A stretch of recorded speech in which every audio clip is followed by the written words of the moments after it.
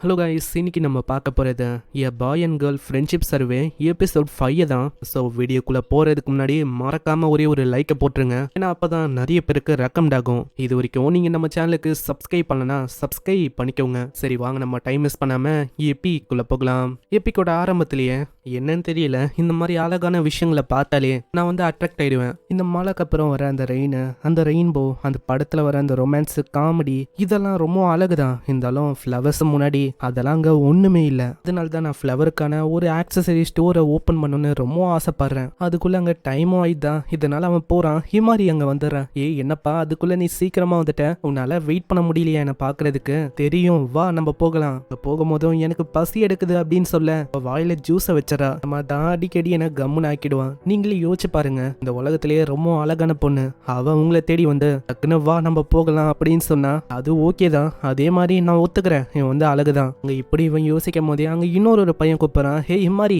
என்ன பண்ணிருக்க? நம்ம வந்து போகலாம். நீ வந்து இவனை மாதிரி ஒரு லூசர் கிட்டே எவ்வளவு நேரம் தான் இருக்க போற? அவன் கிட்ட இருந்து உனக்கு டயர்டா ஃபீல் ஆகலையா? அங்க இதை கேட்டோன்னே ஹிமாரி அங்க தப்பா புரிஞ்சுக்காத அப்படின்னு சொல்றா. அங்க கிட்ட போயிட்டு அந்த பொண்ணு முன்னாடி அவ பேசுறான். என்னப்பா நேத்து அந்த மாதிரிலாம் மெசேஜ் எனக்கு அனுப்பிவிட்டேன், அதெல்லாம் என்ன கதை அப்படின்னு இவ மெசேஜை பத்தி கேட்கிறாள. இதனால அங்க ஒரு சண்டை ஏற்படுது. இதை ஒரு வாய்ப்பா வச்சு இவங்க தப்பிக்கிறாங்க. அம்மா என்ன விஷயம் ஹிமாரி, ஏதோ தனியா எனக்கு கொண்டு வந்திருக்க? அதுவா நான் உன்கிட்ட கேட்கணும் தான் இருந்தேன். நேத்துல இருந்தே நான் பாக்குறேன் நீ என்ன அவாய்ட் பண்ண இருக்க. என்ன விஷயம்? அது ஒன்றும் இல்லை. ஆனா அதுக்குள்ள அவ விடல, அப்படியே சிக்கலக்கெல்லாம் பண்ண ஆரம்பிக்கிறான். அப்புறம் தான் அவன் சொல்ல ஆரம்பிக்கிறான். என்னன்னா இந்த மாதிரி கிளாஸ்ன்னு ஒரு விஷயம் இருக்கு. அங்க வந்து இந்த மாதிரி நம்ம பழகுனா அவங்க வந்து நம்மளை பத்தி கொஞ்சம் தப்பு தப்பா பேசுவாங்க இல்லையா? நீ வந்து அவங்களெல்லாம் கண்டுக்காத. அவங்க வந்து அப்படிதான். இப்ப கூட உன்னை தப்பு தப்பா பேசுனாங்களே, அதெல்லாம் நீ ஒன்னும் பெருசா எடுத்துக்காத. இத்தனைக்கும் உனக்கு அவங்களாம் யாருன்னு கூட தெரியாது. அப்புறம் எதுக்கு நீ கவலைப்படுற? அதெல்லாம் ஒன்றும் இல்லை. நீ வந்து என்ன கம்பேர் பண்ண ரொம்ப அதிகம் என்னோட லெவலுக்கு. என்ன அப்பனா அவங்க வந்து ஏதாச்சும் உன்கிட்ட சொன்னாங்களா இந்த மாதிரி அவளை இக்னோர் பண்ண, அவ கூட இருக்காத அப்படி இப்படின்னு? இல்ல அப்படி இல்ல, நீ ஒரு கிரௌட்ல நின்னாலும் நீ தனியா தெரிவ. ஆனா நான் வந்து அப்படி இல்லையே. நீ வந்து அப்படி எல்லாம் சொல்லக்கூடாது. இந்த போனை பாரு. இப்போ தான் என்கிட்ட ஒரு பையன் வந்து பேசினால, அவன் தான் இப்போ மெசேஜ் பண்ணான். ஒரு மாசத்துக்கு முன்னாடில இருந்தே அவன் என் கூட மெசேஜ் பண்ண இருக்கான். அதுக்கப்புறம் பக்கத்துலயே ஒரு பொண்ணு இருந்தால, அவளும் என்கிட்ட மெசேஜ் பண்ணா. அவளுக்கு என்னன்னா அவளோட பாய் ஃப்ரெண்ட நான் வந்து திருறேனா. ஆனா அந்த பையன் அவன் என்ன அடியணும்னு பாக்குறான். இந்த மாதிரி ஏதோ விஷயம் வந்து ஓடுது. இந்த டேட்டிங், இந்த லவ், இதெல்லாம் ஒரு மாதிரி அறுத்து போயிடுச்சுப்பா. ஏன்னா இந்த டேட்டிங், லவ் இதெல்லாம் என்ன யோசிக்கிற? அழகுன்னு யோசிக்கிறியா? ஒன்னும் இல்ல. அதுல அழகுன்னு பார்த்தா அதுல எதுவுமே இல்ல. அழகுக்காக ஒன்னும் அவங்க பழகல. அதுல எந்த விதமான பியூரான விஷயமும் இல்ல.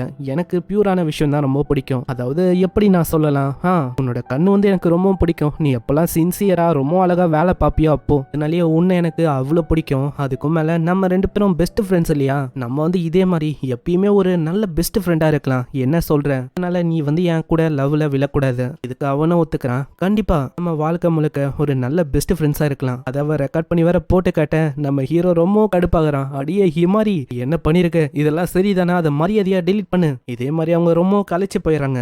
இதுக்கப்புறம் தான் அவங்களோட நட்பு அது இன்னமும் அதிகமா இருக்கும். வெளியில போறது, இந்த மாதிரி விஷயம்லாம் இப்போ நீங்க பார்த்தது எல்லாமே என்னோட பாஸ்ட்ல நடந்த அந்த விஷயம் தான். கிட்டத்தட்ட 2 வருஷத்துக்கு முன்னாடி நாங்க இப்படிதான் இருந்தோம். ஆனா இப்போ நம்ம ஹிமாரி வந்து டோக்கியோக்கு ஒன்னும் போகல. நான் என்னோட சான்ஸையும் மிஸ் பண்ணிட்டேன். நான் ஹிமாரியை நினைச்சு எப்படி ஃபீல் பண்றேன் அந்த சொல்ற விஷயத்த அங்க இப்படி இவன் யோசிக்கும் போது ஹிமாரியும் வரா. ஏய் யூ, நீ வந்து இங்கதான் இருக்கியா? மாரி வந்துட்டியா? Good morning. என்னாச்சு?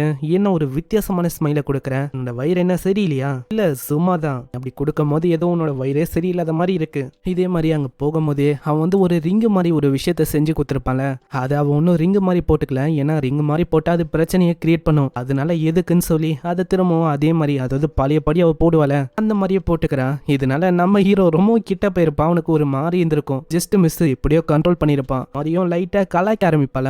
என்னப்பா ரிங்க பத்தி தான் யோசிக்கிறியோ? அங்க இதுக்காகவே இவன் கிட்ட வந்து ஏய் எனக்குன்னு இருக்குது நீ ஒண்டிதான்ப்பா, சோ ஏன் நம்ம வெளியில போக கூடாது? அங்க இப்படி இவன் கேட்பானா? அங்க அவளுக்கு என்ன சொல்லணும் தெரியல. சடனா அவன் இது வந்து சும்மாதான் சொல்றான். ஓ, என்ன வந்து நீ ஏமாத்தலாம் நினைக்கிறியா? ஏதோ ஒண்ணு, எனக்கு கொஞ்சம் வேலை இருக்கு, நான் டக்குன்னு போயிட்டு வந்துடுறேன். அங்க போயும் அதே விஷயத்த தான் அவன் யோசிக்கிறா. ஜஸ்ட் மிஸ் எனக்கு வந்து எப்படி தோஞ்சு தெரியுமாங்க, ஒரு மாதிரி ஆயிடுச்சு. அவன் அப்படி சொல்லும் போது ஏதோ அவன் ரியலா சொல்றான்னு நான் ஏமாந்து போயிட்டேன். ஆனா அப்படி ஒன்றும் இல்லை. இதுக்கப்புறம் அங்கே வரும்போதே அங்கே டீச்சரும் ஏதோ ஒரு விஷயத்துக்காக கூப்பிடுறாரு. நெக்ஸ்ட் சீன்ல ஹிமாரி வரும்போதே அங்கே இப்போதான் அவளுக்கு விஷயம் தெரியுது. என்னன்னா இப்போ ரீசெண்டாக மிட் டர்ம் எக்ஸாம் வந்து வச்சிருப்பாங்க. அதில் நம்ம ஹீரோ வந்து அவளைக்கும் எதையுமே ஃபில் பண்ணியிருக்க மாட்டான். என்னது நீ வந்து எதையும் ஃபில் பண்ணலையா?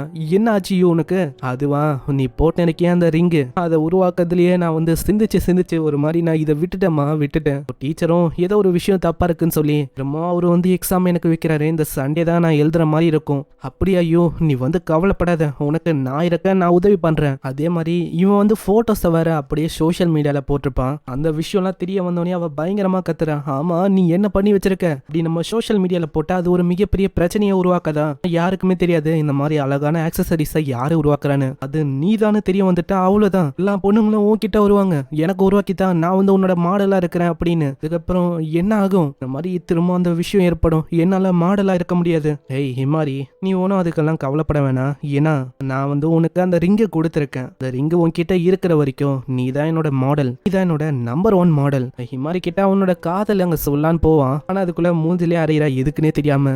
என்ன விஷயம்னு அவன் கேட்கறான். எல்லாமே உன்னோட தப்பு தான், எதுக்குன்னே தெரியாம இப்படி அவ சொல்ல இருப்பாளா? திடீர்னு அங்க என்னோச்சி வரா. ஆமா எப்போ என்னோச்சி நீ இங்க வந்த? அதுவா நான் பிரேக்குக்காக இங்க வந்தேன். எப்பத்துல இருந்து என்னோச்சி இங்க இருக்க? அதுவா ஹிமாரி வந்து சொன்னால பெரிய பொண்ணுங்க பின்னாடி வருவாங்க, மாடலா இருக்கணும், அப்பத்துல இருந்தே நான் இங்க இருக்கேன். சரி இந்த மாதிரி எனக்கு டைம் ஆகுது, நான் வந்து இங்கில இருந்து போறேன். இப்பெல்லாம் என்னன்னு தெரியல, அவ வந்து அவாய்ட் பண்றா நம்மள ரொம்ப. அதே தான் நானும் உன்கிட்ட கேட்கணும். இதுக்கப்புறம் நம்ம ஹீரோ வந்து அதே விஷயத்த தான் யோசிக்கிறான். கிட்டத்தட்ட அந்த லவ் விஷயத்த அவன் சொல்ல போயிருப்பான், ஜஸ்ட் மிஸ் அங்க லவ் அவன் சொல்லவே இல்லை. அங்க இதே விஷயத்த தான் அவன் வந்து யோசிக்கிறான். ஏன்னா இந்த பிரச்சனைங்க எல்லாம் ஆரம்பிச்சது இவ தான். ஏதோ நான் இப்போ ஒரு சைடு அவளுக்கு என்ன பண்ணுன்னு தெரியல, நம்ம ஹியூவை அவ பெஸ்ட் ஃப்ரெண்டாவும் வச்சுக்கணும்னு பாக்குறான். அதே டைம்ல அவளுக்கு இது ரொம்ப ஹாப்பி எண்டிங் ஆகும் முடியணும். இந்த மாதிரி இதுக்குன்னு ஒரு மைண்ட் மேப்பை வச்சு பிளான் எல்லாம் போடுறான். அப்புறம் நம்ம யூவோட அந்த ஃப்ரெண்டுக்காரன் இருப்பான்ல, அந்த எனோச்சிய நம்ம யூ கிட்ட ஏத்தி விடுவான். அங்க இதுக்காகவே அவ சண்டை போறதுக்கு போறான். ஆமா நீ எதுக்கு எனோச்சியா அப்படி பண்ணி வர்ற? எனக்கு அவளை ரொம்பவும் பிடிக்கும், என்னதான் அவ என்ன ஒரு மாதிரி தப்பா நினைச்சாலும் இல்ல என்ன கட் ஆஃப் பண்ணிட்டு போனாலும். ஓஹோ அப்படியா? அப்போனா நீ வந்து எப்பயோ அந்த விஷயத்த சொல்லி இருக்கணும்பா. நீ எப்படி நம்ம ஹீரோவை நினைச்சு ஃபீல் பண்ற அந்த விஷயத்த? அவன் டோக்கியோக்கு உனக்காக வரும்போதே நீ சொல்லிருக்க வேணவா? அவனை நீ ரொம்ப லவ் பண்ற, அவன் உனக்காக எல்லாத்தையுமே தூக்கி போட்டு வந்தான். ஆனா நீ உன்னோட சான்ஸையும் விட்டு கொடுத்துட்டு இப்போ ஒண்ணுமே இல்லாம இருக்க. அதனால எனக்கு வந்து இப்போ எந்த விதமான பிரச்சனையும் இல்ல. நீலாம் என் முன்னாடி ஒரு ஆளே இல்ல. அதுக்கப்புறம் நம்ம ஹீரோ இது மாதிரி வேற ஒரு இடத்துக்கு போறாங்க. ஆமா நம்ம எப்படி எக்ஸாமுக்கு ப்ரிப்பேர் பண்ண போறோம்? அதுவா நீ கவலைப்படாத, என்னோட அண்ணன் கிட்ட நான் மெசேஜ் பண்ணிட்டேன், அவன் வந்து மீதி விஷயத்த பாத்துக்கிறேன் அப்படின்னு சொன்னான். ஆமா போன வாட்டியே தாத்தாவோட இடத்துக்கு போகும்போது என்னோட தாத்தா என்ன பண்ணாருன்னு தெரியுமா? ஒரு பேனர் எல்லாம் வச்சு வச்சிருந்தாரு. அதெல்லாம் எவ்வளவு அசிங்கமா இருந்துச்சு தெரியுமா எனக்கு. அதுக்கப்புறம் அந்த இடத்துக்கு வராங்க, தாத்தா வந்து இங்க இல்ல, அம்மா அப்பாலாம் தாத்தாவை பாத்துக்கணும்னு சொல்லி அங்க போயிருக்காங்க.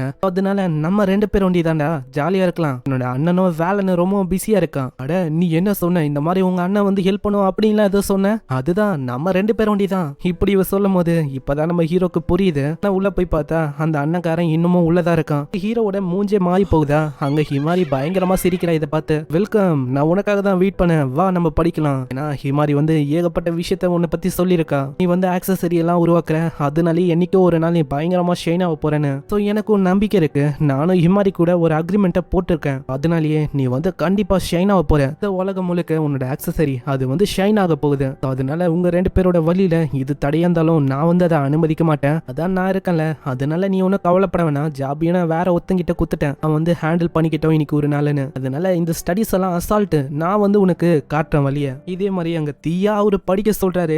ஏன் ஜப்பானோட பெஸ்ட் இன்ஸ்டிடியூஷன்ல சேர்த்து விடுறாராம். இந்த மாதிரி இவரு சொல்ல நம்ம ஹிமாரி அங்க தனியா விட்டு போயிடறான். என்ன ஹிமாரி என்ன தனியா விட்டு போற?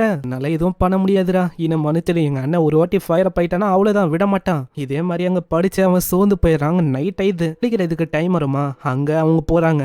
தண்ணிலாம் ரொம்ப சூடா இருக்கான். ஒரு ஹாட் பாத் அவன் எடுக்க சொல்றான். அங்க உள்ள போய் பாக்குறானா, அங்க ஹாட் ஸ்பிரிங் இருக்கிற மாதிரியே அவனுக்கு தோந்து அவ்வளவு சூப்பரா இருக்கு அந்த இடம். இந்த இடத்துக்குலாம் அவன் வந்திருப்பான், இருந்தாலும் நைட் வரைக்கும் அவன் தங்கியிருக்க மாட்டான். அதனால தான் இப்படி இவன் ஆச்சரியமா வரான். ட்ரெஸ் எல்லாம் அவுத்துட்டு அட ஹிமாரி வந்து இங்க எங்க குளிச்சிருப்பான். ஐயோ நான் வந்து எதுக்கு அதெல்லாம் யோசிச்சுன்னு இருக்கேன். அங்க உடனே ஹிமாரி வேற வரா. ஆமா ஹிமாரி நீ வந்து என்ன பண்ணிருக்க? நான் வந்து ஒண்ணுமே போடல. இந்த மாதிரி என்ன மத்த பொண்ணுங்க இந்த மாதிரி இது வரைக்கும் பார்த்தது இல்ல. என்னப்பா இந்த மாதிரி நம்மலாம் பெஸ்ட் ஃப்ரெண்ட்ஸ் இல்லையா? நான் வந்து உன்னோட முதுவை வாஷ் பண்ணலான்னு வந்தேன், நான் வாஷ் பண்ண கூடாதா?